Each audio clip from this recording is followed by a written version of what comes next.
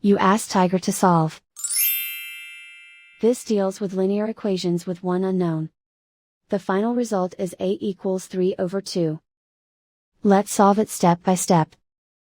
Group all constants on the right side of the equation. Add 23 to both sides. Simplify the arithmetic.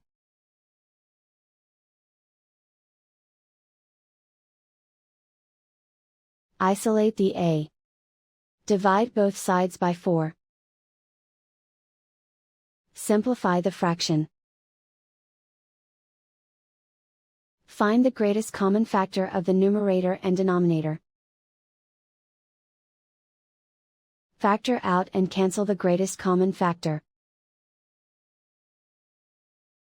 And so the final result is a equals 3/2.